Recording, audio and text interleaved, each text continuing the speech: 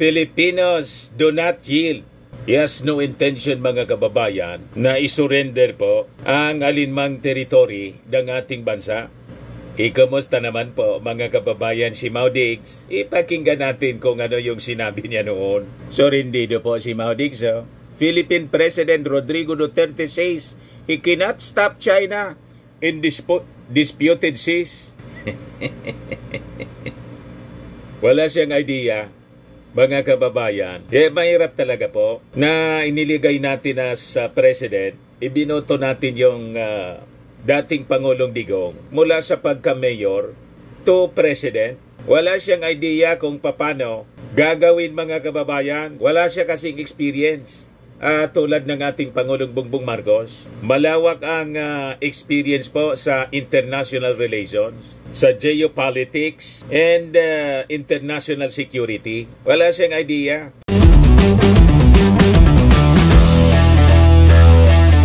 Ito naman po yung bago naming product na binibenta online. Eye Glow Serum, whitening po siya. Tingnan ninyo yung epekto sa aking anak na architect before and now. Yung mga inquiries po ninyo, dumiretso na lang kayo sa kanyang Facebook account, Riz Maravillas. Todo po rin, mga kababayan, yung mga eksperto dito sa atin sa National Defense and Foreign Relations, sa naging pahayag ng ating Pangulong BBM doon po sa Singapore, sa Shangri-La Forum, dahil talagang tumayo yung ating Pangulo para ipaglaban po yung ating karapatan, para sa ating sovereignty ng ating bansa. Dito po sa West Philippine Sea, malayo talaga niya, Mr. Maravilla, si Mau Diggs. Malayo po. Kaya napabilib ng ating Pangulong Bongbong Marcos yung ating mga eksperto sa national defense at saka sa foreign relations. Ito ngayon yung balita. Iparinig ko po sa inyo, mga kababayan, itong report ng PTV4. Ito po, pakinggan po ninyo. Ng mga eksperto ang naging talumpati ni Pangulong Ferdinand R. Marcos Jr. sa Shangri-La Dialogue, saan tinalakay niya ang mahalagang usapin sa rehiyon kabilang ang West Philippine Sea. Yan ang ulat ni Bernard Ferrer. Long and firm. Ganito inilarawan ni Dr. Renato de Castro, professor ng Department of International Studies sa De La Salle University, no speech ni Pangulong Ferdinand R. Marcos Jr. sa Shangri-La Dialogue sa Singapore. Magandaan niyang binigyan din ni Pangulong Marcos Jr. ng Pilipinas bilang isang archipelagic state sa pinang West Philippine Sea, lalo't patuloy na iginikit ng China ang 9-dash line claim sa buong katubigan. Gayon din ang pagiging bahagi ng Pilipinas sa rules-based international order, kabilang 1945 San Francisco Treaty na bumuo di ba, mga kababayan? United Nations, 1967 Bangkok Declaration na bumuo sa ASEAN, at ang 1982 Manila Declaration na nagbibigay importansya sa kapayapaan sa rehiyon. Malayo po si Mau Diggs. The fact that he mentioned the elephant in the room without mentioning of that elephant. So we have to give credit for the degree of sophistication in the speech of the President. Naging komprehensibo rin ang talakay ni Pangulong Marcos Jr. sa usapin ng Taiwan na sensitibo sa China. Ikinatuwa naman ni Don McLean Gill, professor ng Department of International Studies, ang pagbibigay importansya ni Pangulong Marcos Jr. sa ninanais ng Pilipinas na mangyari sa Indo-Pacific region. Nabatid na may kanya-kanyang pananaw ang mga bansa sa Southeast Asia, lalo na sa usapin sa pagitan ng US at China. Nakaset po ang lens nila na binary US-China perspective. Dinismantle ng ating presidente. Now we have just as much a right as an individual actor with our own destiny as any other major or great power. Pinuri rin ni Romel Chong, Professor of Praxis sa Ateneo School of Government, ang pag-iit ni Pangulong Marcos Jr. ng pagtindig ng Pilipinas sa usapin ng West Philippine Sea ay nakaangkla sa sarili nitong interes at hindi ng ibang bansa, maging ang equality of state na hindi tumitingin sa lakas ng kapangyarihan ng isang bansa. Normal rules do not apply to them. Okay, yun yung konsepto natin. Ang sinasabi ni Presidente, kay malaki yung bansa nyo, kay maliit kaming bansa, By operation of international law, patas lang tayo. Dapat anyang abangan ang magiging tugon ng China sa mga tinalakay na usapin ng Pangulo. May reaction na po yung China. Mamaya ibigay ko po sa inyo. Yung Chinese Defense Minister po, nagsalita na rin po. Mamaya iparinig ko po sa inyo. Dito muna tayo, mga kababayan. Si Pangulong Ferdinand R. Marcos Jr. ang kauna-unahang leader ng bansa na naimbitahang magsalita sa Shangri-La Dialogue sa Singapore noong Oldest Security Forum sa Southeast Asia. Bernard Ferrer para sa Pambansang TV sa Bagong Pilipinas. Di ba? Nakaka-proud mga kababayan. Talagang tumatayo po para sa karapatan ng ating mga mamamayang Filipino in the sovereignty ng ating bansa. Pakinggan ninyo po itong napakagandang mensahe ng ating Pangulong Bongbong Marcos. Waters of the West Philippine Sea from the blood of every Filipino. We cannot allow anyone to detach it from the totality of the maritime domain that renders our nation whole. The lines that we draw are not derived from just our waters are not derived from just our imagination, but from international. We have on our side the 1982 UNCLOS and the binding 2016 award, which affirms what is ours by legal right.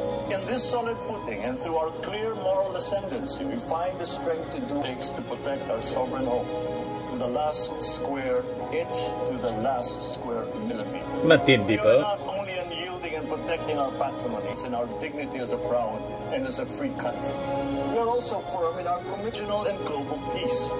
In 1976, 5 leaders of Asia, including my father, signed the Treaty of Amity and Cooperation in the Southeast Asia, or the TAC. This landmark treaty is meant to perpetual peace, everlasting amity, and cooperation amongst nations. The TAC's provisions were relevant then, and they remain relevant to this day. As we have done in the past, we will embrace our role in this region and around the world with a sense of purpose. We are determined to be for the good, a force for peace, a champion of regional and global unity, a staunch defender of the rules-based international order. It has become even more crucial for us to assert that the future of our region will be driven not by two powerful countries, but by all of us. Peace, security, they are the business of all countries.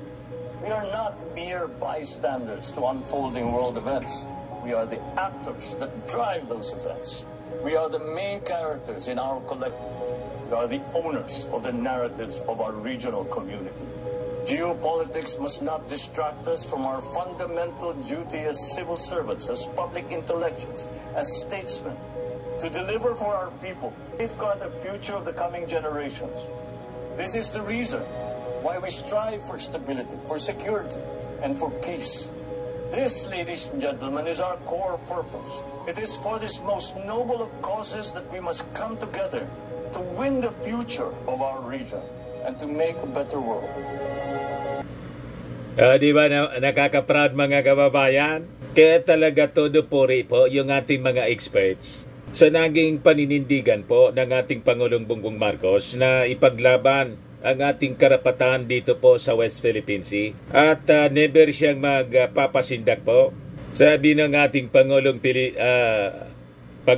Bongbong Marcos po, Filipinos do not yield. Yan po yung sabi niya. Marcos says, Filipinos do not yield in swipe at China. This effort to align our definition of our territory and our maritime zones with what international law permits and recognizes. This has been inscribed in Article 1 of our Constitution. As Senator, I was proud to co-sponsor our Archipelagic Baselines Law, which defines the basis of our maritime jurisdictions. As President, I look forward to signing our Maritime Zones Law, which will clarify the geographic extent of our maritime domain. Our efforts stand in stark contrast to assertive actions that aim to propagate excessive and baseless claims through force, intimidation, and deception. In the West Philippine Sea, we are on the front lines of efforts to assert the integrity of the UNCLOS as a constitution of the oceans. We have defined our territory and maritime zones in a manner befitting a responsible and law-abiding member of the international community. We have submitted our assertions to rigorous legal scrutiny by the world's leading jurists. So the lines that we draw in our waters are not derived from just our imagination, to the last square inch, to the last square millimeter. The life-giving waters of the West Philippine Sea flow in the blood of every Filipino. We cannot allow anyone to detach it from the totality of the maritime domain that renders our nation whole.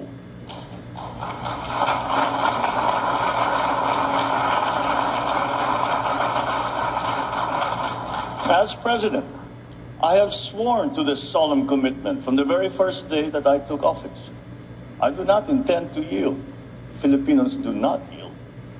Malinaw pa, Filipinos do not yield.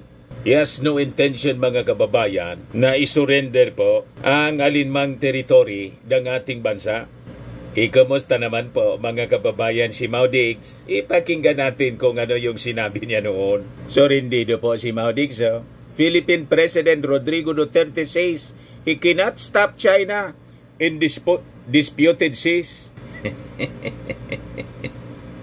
Wala siyang idea, mga kababayan. Mahirap talaga po na iniligay natin as president, ibinoto natin yung dating Pangulong Digong mula sa pagka-mayor to president. Wala siyang idea kung paano gagawin mga kababayan. Wala siya kasing experience.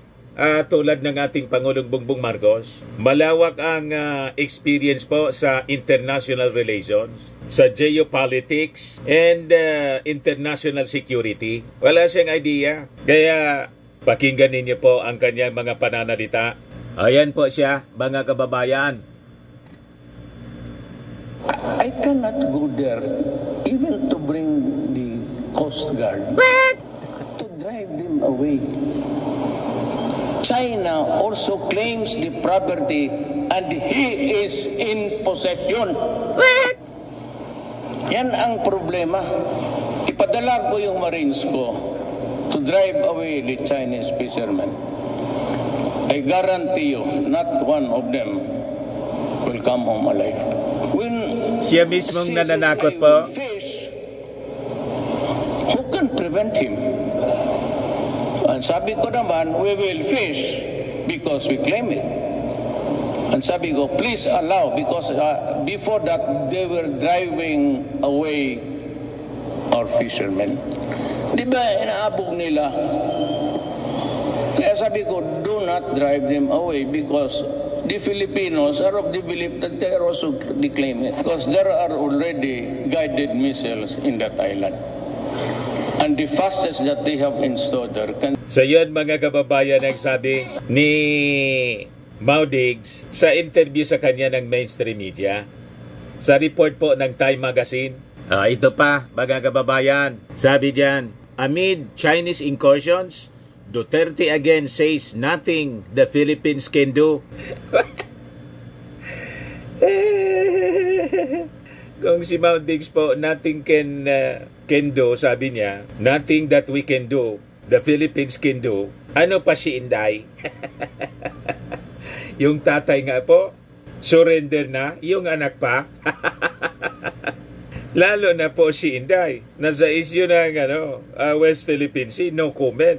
Naintindihan na ninyo? Ayan, sabi ni Mau Diggs, pakinggan po ninyo kung ano ang sinasabi niya rito. We can retake it only by force. There is no way that we can get back the tawag nilang Philippine Sea without any bloodshed. You know the cost of war. And if we go there and really to find out and to assert jurisdiction, he said it would be bloody. It will result in a violence that we cannot maybe win. Lorenzana then... Wala pang laban po. Surindido na. Sinindak-sindak lang po ng China. Sumurinder na si Mau Diggs. Tapos maniwala kayo sa sinasabi nilang maisog sila. Ang tunay na maisog po talaga yung ating Pangulong Bongbong Marcos. Hindi lang siya maisog, wise pa siya. Ang ginawa niya, mga kababayan, ang ginagawa niya ngayon, i-engage po yung ating mga kaalyadong bansa.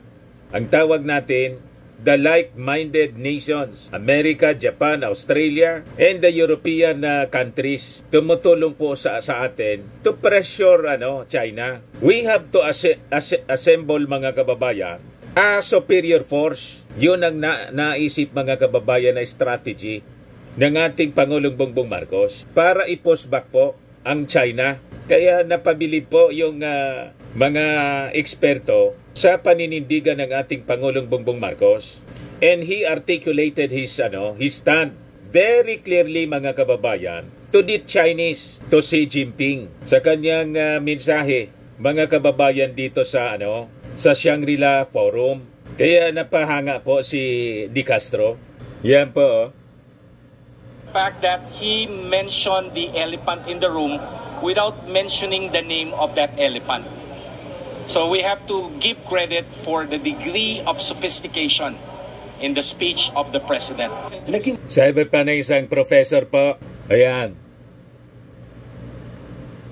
Po ang lens nila na binary Si Don McLean Hill. And yan po ay dinismantle ng ating presidente. Sinabi niya na we have just as much a right as an individual actor with our own destiny in the region as any other major or great power. Pinuri. Ito pa yung sabi ng isang professor po.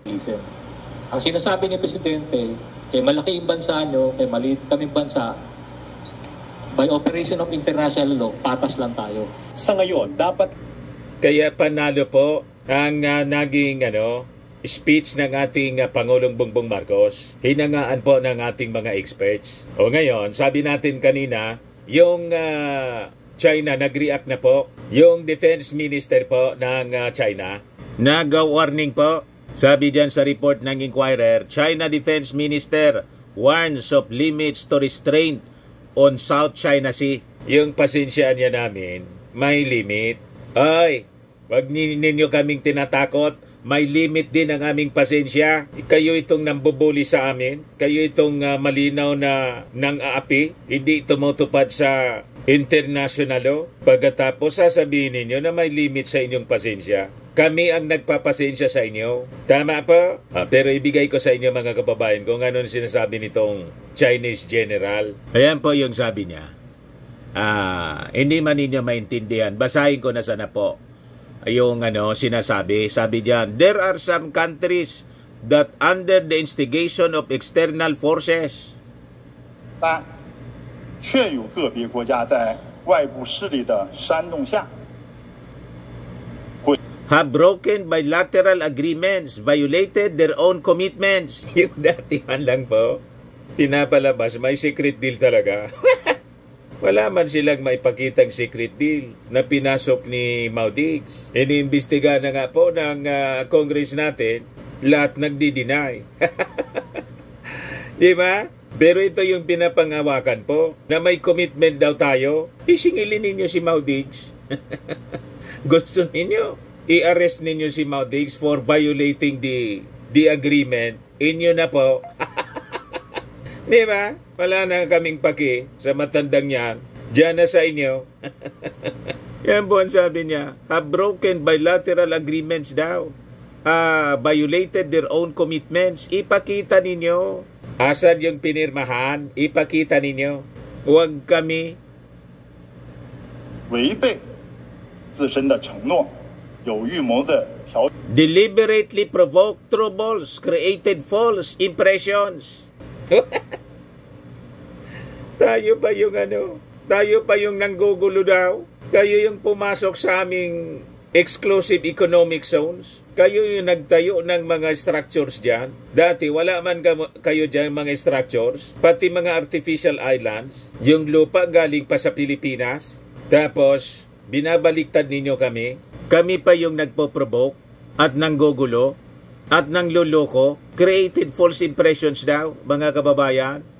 Ituloy natin. 不到视听，家的整体利益违反。misled the public, even disregarded regional countries' overall interests, and gone against the spirit of the ASEAN Charter to comply with external powers. Talaga niya, Mr. Maravillas, baliktad yung mga pinagsasabi. Baliktad po lahat. Yan po. 相当精神，配合外部势力在本地区 and deploy medium-range ballistic missiles in the region. Nangingialam po, mga kababayan, sa pag-deploy natin ng ballistic missile. Yung ballistic missile po na inilagay namin sa territory namin, nandun sa sa Cagayan, sa Ilocos region. Bakit? Inyo na ba yung Ilocos region namin? Yung Northern Philippines? Magreklamo kayo kung ang aming ballistic missiles nilagay namin dyan sa Hong Kong. Tama? Or nakipag-usap kami sa Taiwan para ilagay ang aming ballistic missiles sa aming pong military base. So anong pakinin nyo? Yan po ang sinasabi nitong defense minister ng China. 严重破坏了 Sabi pa niya, and severely damaging regional security and stability. Kayo kayo nagsimula ng military activities. Siyempre kami gagalaw din dito. Ang gusto ninyo kasi matulog lang kami. Kaya gustong-gusto ninyo si Maudigs, natutulog lang yun eh. At siya pa yung nananakot sa amin. Tinatakot niya yung mamasakir daw yung aming armed forces. Saan kapulutin yan, mga kababayan? Yung Commander-in-Chief ng Pilipinas, yung presidente mismo, yung nananakot sa mga sundalo niya. So yan po, mga kababayan, ang sabi ng defense minister. So sabi niya, those acting in this way will ultimately burn themselves. Nanakot pa, hindi man po kami natatakot sa ganyang mga pananalita ninyo. O di subukan po ninyo kung hindi kayo kuyogin ng allied forces. Pag hindi kayo natulad kay Saddam Hussein, kay Libyan leader Muammar Gaddafi, subukan lang po ninyo. Peace na. So sabi niya, the international community sees this very clearly. China has maintained sufficient restraint in the face of rights, infringements, and provocation. Kami pa ngayon yung nagpo-provoke sa inyo. Ganon ang narrative of lies, mga kababayan ng China. 保持了足够的克制。But there are limits to this. Yan po, may limit sa lahat ng ito. Wala kaming paki sa sasabihin po ninyo. Wala kaming paki sa isipin ninyo. We will defend. Sabi ng aming Pangulong Bongbong Marcos, Filipinos do not yield. Yan po ang aming magiting na Pangulong Bongbong Marcos. I do not intend to yield. Filipinos do not yield. Ayos, mga kababayan. Ganon katapang at katalino yung ating Pangulong Bongbong Marcos. Sa kanyang speech po, may balance po siya. Bakit niya, Mr. Maravillas, sasabi mong may balance? Ang ating Pangulong Bongbong Marcos, wala mang intention po makipag-away. He is committed to peace. Napakalinaw po ng mensahe ng ating Pangulo doon sa Shangri-La Forum. Yan po. We are also firm in our commitment to regional and global peace. We renew this commitment at this turbulent juncture of our history. I will repeat what I said at the United Nations almost 2 years ago. Amidst challenging global tides, an important ballast stabilizes our common vessel. Our open, inclusive, and rules-based international order is governed by international law and informed by the principles of equity and of justice. Di ba malinaw? Kaya po, yung propaganda ng mga pro-China na gusto pong subo sa gira yung ating bansa ng ating Pangulong Bongbong Marcos, wala pong katotohanan. But we are ready to defend. Yan ang klaradong mensahe ng ating Pangulong Bongbong Marcos. Hindi tayo makikipaggira, pero pag tayo po ay nilusob, may nangyari dito sa West Philippine Sea, may namatay, we have that right to invoke the Mutual Defense Treaty. That is for our defense. Ayan man lang po, mga kababayan. Ako po si Dante Maravillas. Bye-bye. God bless.